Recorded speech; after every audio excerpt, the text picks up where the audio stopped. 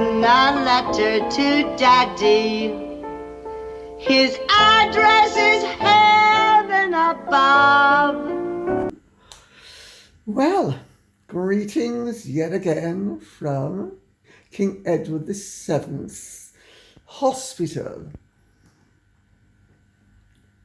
I am going to hope to have a little bit of fun today because we have some serious matters to cover, but we also have some matters that are so farcical that really we've got to have fun, if only because it is our bounden duty to laugh in the face of so much ridiculousness.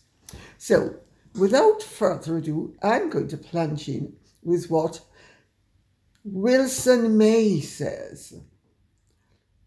Would Harry's involvement in this fraudulent case finally motivate the king to do to Harry what he has to Andrew? Very good question. Very simple answer. Andrew has fallen, not particularly because of Virginia Giuffre's accusations, because according to Virginia Giuffre herself, Prince Andrew, former Prince Andrew, I should say, never actually committed a crime, because by her own account, she was given a $15,000 reward for effectively, shall we say, entertaining Andrew at her behest. So, nothing illegal in that in England. 40-year-old men are availing themselves of the pleasures of 17-year-olds who are being paid for the purpose. There's nothing illegal in it. But Andrew has fallen as a result of his and Sarah's, shall we say, extraordinary, I'm being polite here, extraordinary business dealings. And there has been the understanding that members of a royal family have to behave well and have to be seen to be behaving well. And there are certain things they don't do. Now, if Harry, it emerges, has been unknowingly complicit in perpetrating what is effectively a perversion of justice, or has allowed his legal team to resort to dubious practices. Let's be gentle here. But really, they've been accused of fraud. They've been accused of fraud, and they have been accused of fabricating evidence, and they have been accused of perverting the course of justice.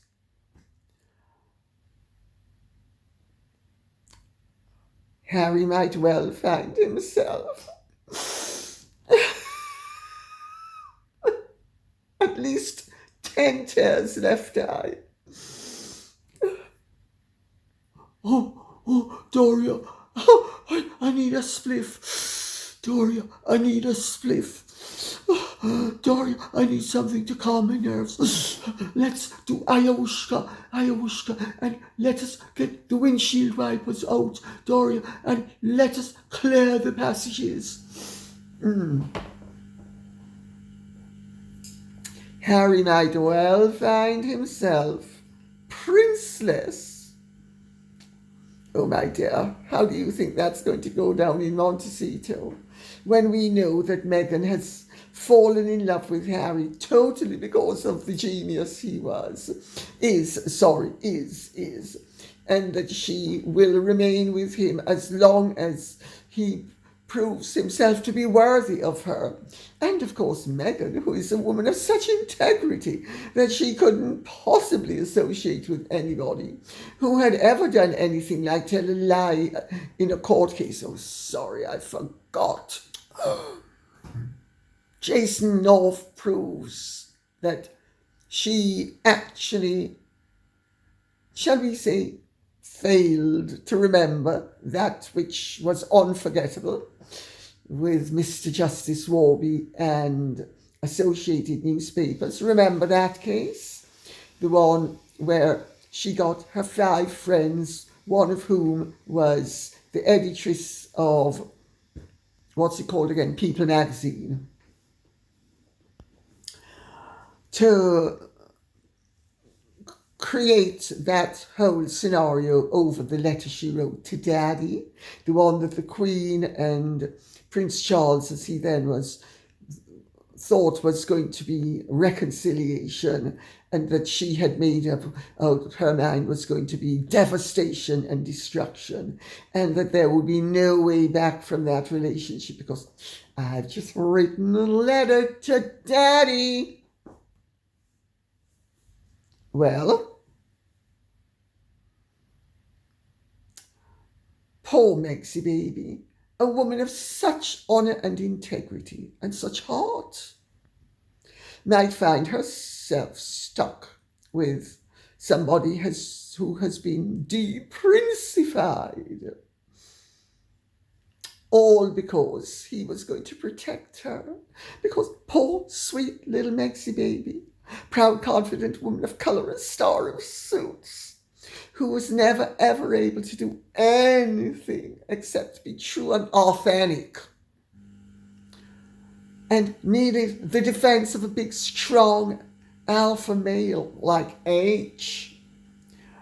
And so what do? They go to the south of France. They stay with Uncle Elton and Aunt David. Sorry, Uncle David. Sorry.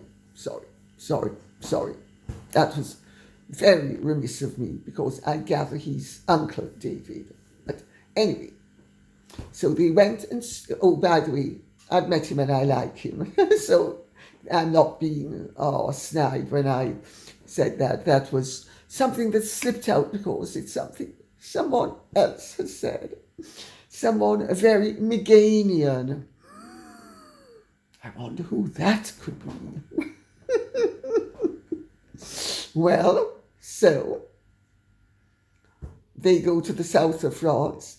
David Sherborne points out to His Royal Highness Prince Harry how absolutely fundamental it is that he defend his wife's honour by allowing David Sherborne to shape this lawsuit that has been so beautifully shaped that it relies upon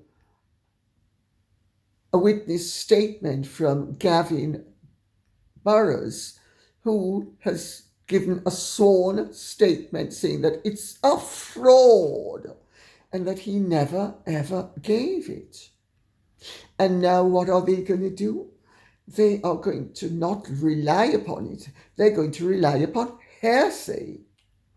I don't know, but I seem to remember that hearsay is not regarded as a particularly reliable form of evidence in a court of law. Maybe Harry thinks up to now that because I'm Prince Harry, I was born to the role, and I need everything I want. He seems to forget Andrew was born to the role as well, and that Andrew occupied the exact position that he occupied for some considerable length of time as well. Let's remember that one. Let's see how this one pans out. It's going to be very interesting. I don't know. Do you think the name Meghan Mountbatten Windsor has a nice ring to it? I don't know why she just doesn't stick to Meghan Markle. That's what she's known as. Winsong says, "Good morning, Lady C. Your fortitude is inspiring. Thank you. There have been several reports stating that Meghan and Harry, or just Meghan, have gatecrashed various events, including Kris Jenner's birthday party. Surely the event organisers would have security at the door vetting invitees. I cannot believe anyone would be so bold and shameless as to turn up uninvited. Are these comments just gossip, do you think?" Oh, well, I can think of at least one person who would be so unembarrassable and shameless that she would turn up uninvited. However, I don't think in this instance that Meghan did turn up uninvited. Meghan was asked to something with Venus and Serena and Harry, and Meghan was also asked to something with Kris Jenner and Harry. What is rather more intriguing is that Kim Kardashian and Kris Jenner have taken down a whole load of the postings, I suppose you call them. I'm very untechnological. It's not my world. That they put up. Wiped out. We wonder why.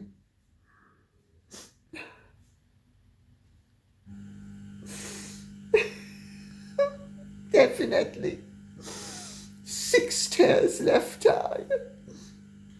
Definitely 6 tears left eye. Very humiliating. And Kris Jenner and Kim Kardashian are extremely astute. And there is no way that those photographs were taken down except on the decisive and calculated basis. No way whatsoever. And are Harry and Meghan going to spin it that, well, you know, we're royalty and we didn't give permission for those photos to be posted, and so we just demanded that they be taken down. And I believe that pigs fly too. Linda Simpson says, "Seems Harry goes to court. No real evidence, as he thinks using HRH Prince Harry gives him special treatment. However, isn't frauding illegal for all in the courts?" Oh, absolutely. Defrauding is illegal. Committing a fraud, perpetrating a fraud, doing anything that is deceptive, fabricating evidence, perverting the course of justice by falsifying or, on the other hand, eradicating evidence. All of these are absolute no-nos in a court of law, anywhere, and certainly in this country.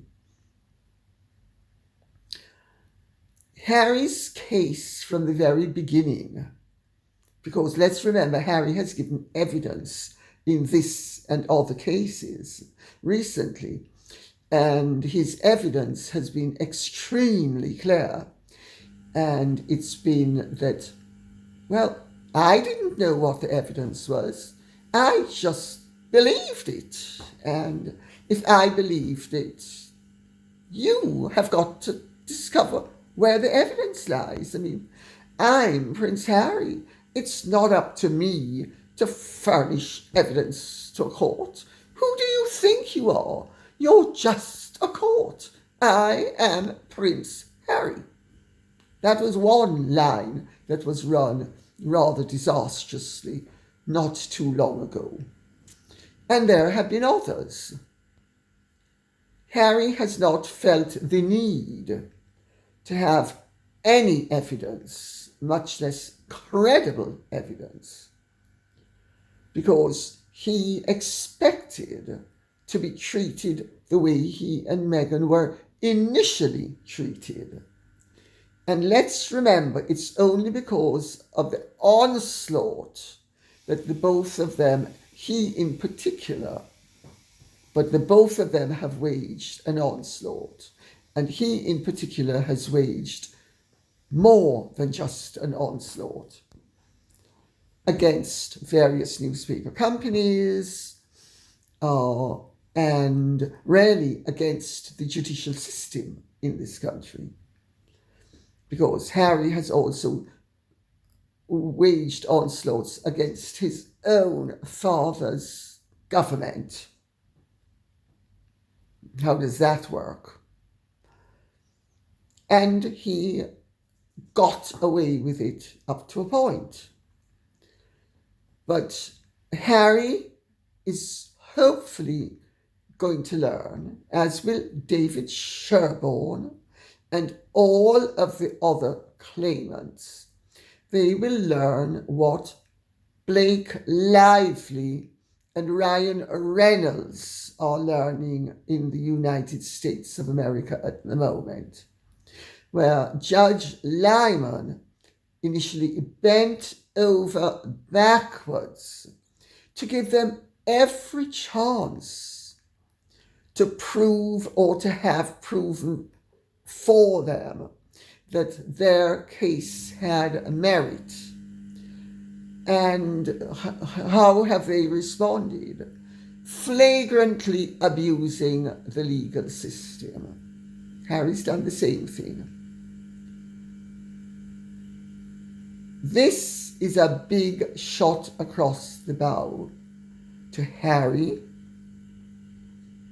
the other claimants, in particular to the lawyers involved, because the claimants may be able to say, oh, well, I didn't realize that a little white lie was going to get me into trouble. I mean, I don't think I'm perjuring myself just because I tell porkies. I mean, what's wrong with a porky or two? I should be commended for imagination. That doesn't quite play so well when you are lawyers. And the lawyers are the ones who have orchestrated and created and filed and refiled and tuned and retuned the whole shebang.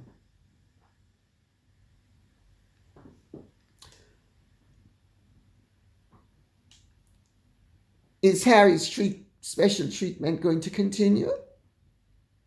Let's wait and see.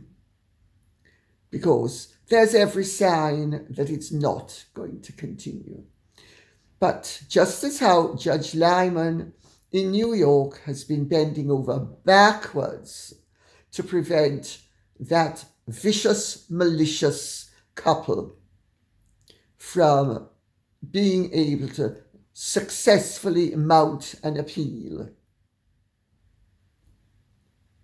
the judge here is doing the same thing. He has bent over backwards. He has given them every opportunity, more opportunities than they deserved, more opportunities than were required by the law. But this is the way of preventing the case rumbling on ad infinitum.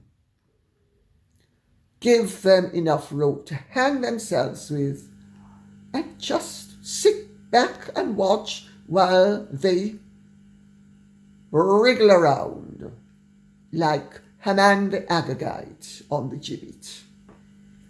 Barbara Perkins says, wasn't the Sherborne team previously, along with Harry, accused of destroying evidence? And if I remember correctly, a judge ordered Harry to find and produce for the court the so-called deleted emails and laptop.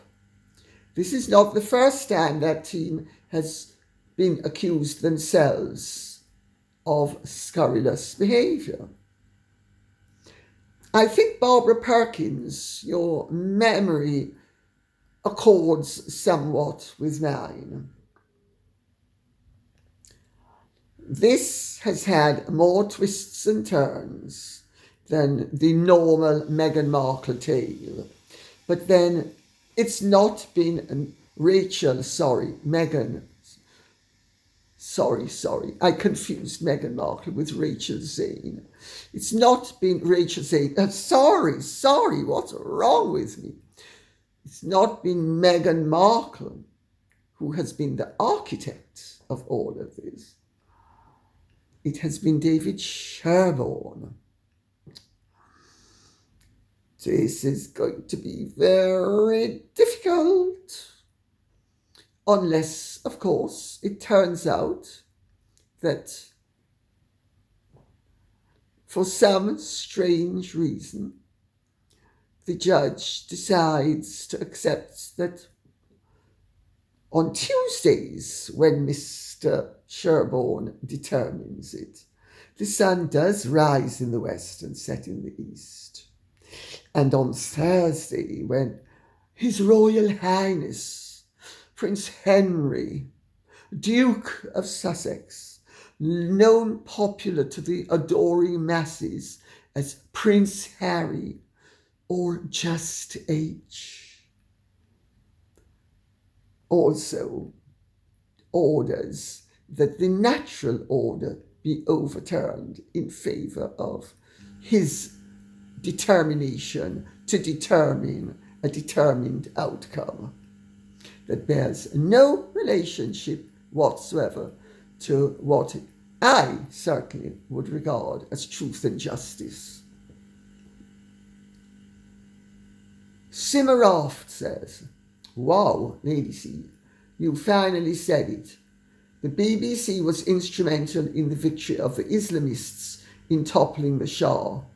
In Iran, people have been saying this for nearly half a century and being dismissed as third world conspiracy theorists. I no longer understand what left or right is, but I very much agree with you that deceit and malevolence and vulgarity are threatening not just Western civilization, but the very idea of civilization. I don't think it's melodramatic, to say that just the fact. I so wish you a speedy recovery, dear Lady C. I think I speak for a lot of us that seeing you suffer is very painful for us too. I know you will recover. I just wished it were not so painful. Love to you from Iran, where we know what suffering is. Thank you very much for that.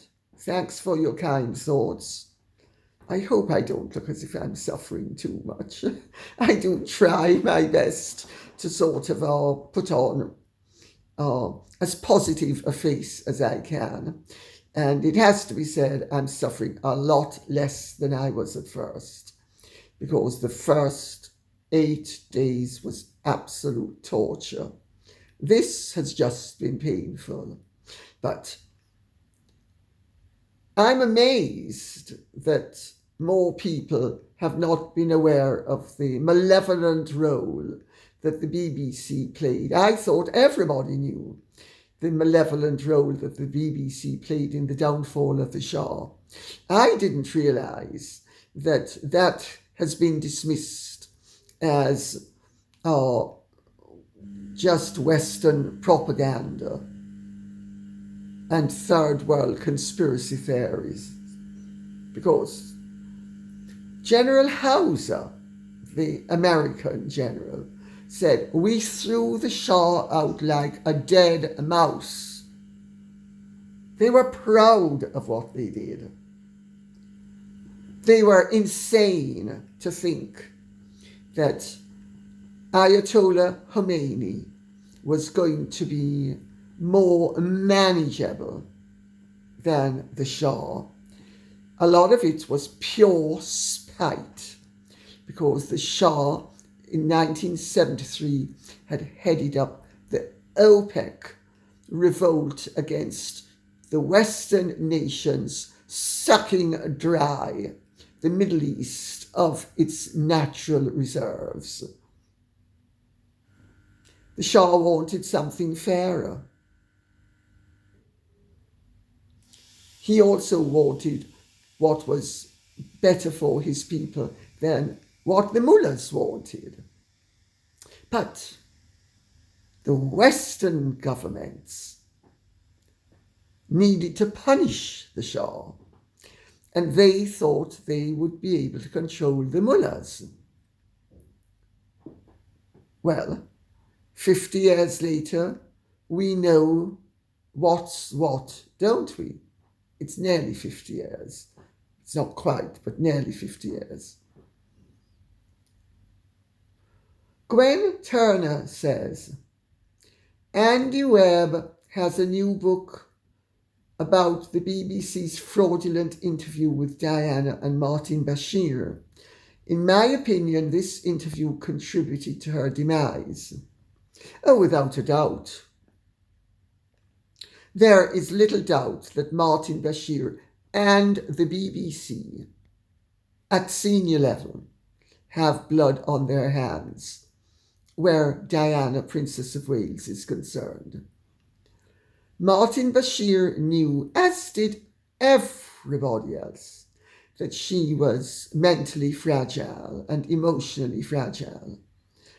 And he relentlessly lied, forged documents, played upon her fears and her insecurities and her paranoia to achieve the objective that he wanted. Now, ironically enough, she also wanted to give an interview. She wanted to marry Hasnat Khan. She was in love with Hasnat Khan. She wanted to marry him. She knew the Queen, the late Duke of Edinburgh, and Prince Charles did not really want a divorce, but she wanted a divorce. She'd always wanted a divorce. She'd say she didn't want a divorce on the one hand, then do everything on the other to get the divorce. Now, Diana was often very contradictory, but of one thing I was clear about, and let's remember, I'm the person who wrote the original book, and I'm the person who wrote the accurate book, the only book contemporaneously that has stood the test of time. I knew all along that she wanted out, and had wanted out for years. She wanted out in 1987. She packed her bags and tried to leave. And Prince Andrew is the one who called on Penny Thornton. Now, Penny Thornton is now a very well-established astrologer, but before she was Penny Thornton, she and I were flatmates in number 7 Beena Gardens for a few months in 1973. Small world, isn't it?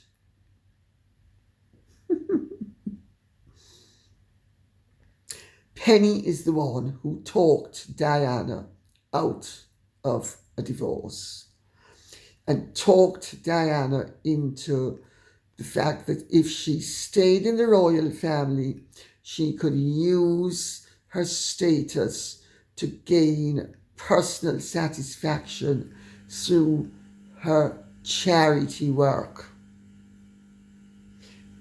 The whole concept was pennies. I know this from the horse itself. She has neighed in my direction. And incidentally, Penny Thornton's a great gal. Oh,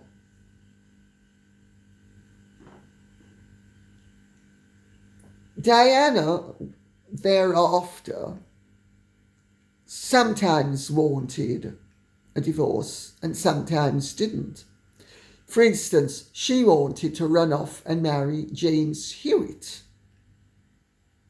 She was desperate to marry Oliver Hoare. She wanted to marry Hashnat Khan. She was always going to want to give an interview that would force the royal family's hand into giving her the freedom she required so that she could get out of limbo, be a divorced woman, and remarry and hopefully have the daughter that she wanted.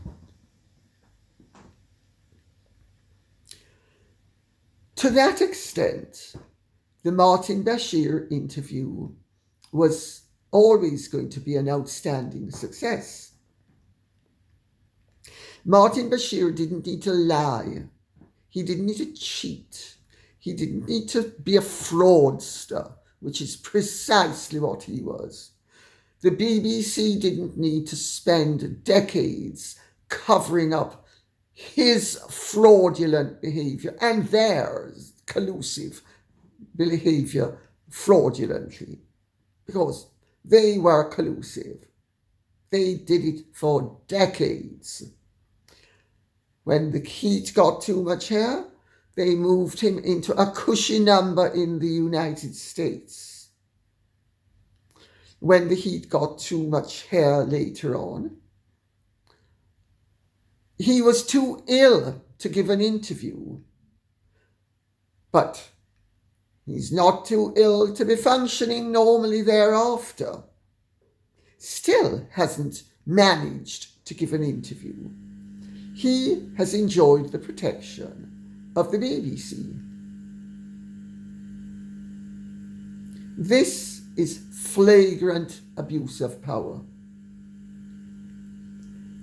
And when you stop to think that the BBC is the British state's broadcasting arm, you realise to what extent you're dealing with deep-rooted corruption of the rankest kind, to such an extent that even the royal family is not able to do anything about it. Consider that one for what it's worth. I think everybody should buy Andy Webb's book. I cannot imagine that it will be anything but a worthwhile read. I don't know anything about him. I don't know if he's a good writer or not. I don't think it really matters in this instance, as long as he tells the tale, and there's one hell of a tale to tell. I think it's absolutely worth having.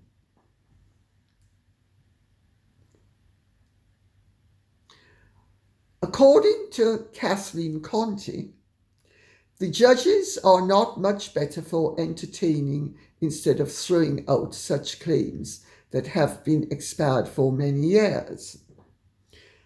You're referring to the fact that the judge has bent over backwards to let in time-barred claims by Harry, etc.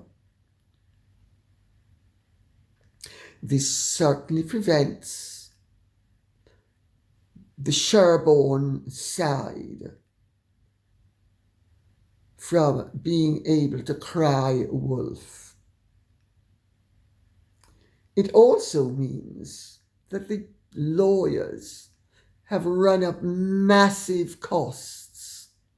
And let's remember, The legal profession is run by lawyers for lawyers. I've very seldom seen a lawyer suffer. I've seen many a client suffer. I've even seen myself as a client suffer. Although it has to be said, I've got some wonderful lawyers. They're decent, which is more than I can see for many of the others. And Neil says, Lady C, I heard that the BBC is full of current and ex-MI5, MI6 agents. Do you know if there's any truth in that rumour? I've been told it by senior people at the BBC. Yeah, I think it's true. And I think this country has a deep state that is, I've said it before and I'll say it again, not particularly pro-monarchist, that is very Whitehall in its attitudes, that thinks it knows best. We have had a century and a half of, through the Fabian Society, the laying down a foundation of irrevocable socialism. And it's been very successful. And on that note, I'll say thank you very much for listening. I hope this has been of some interest to you. If it has, please let me know what you would like us to be speaking about, so I'll know what ground I should be covering with you. Okay, thank you so much. And if you have truly enjoyed this, would you care to like, share, subscribe, press the notification bell, and please hype. I gather hyping makes a big difference. Thank you so much. Godspeed. Bye-bye.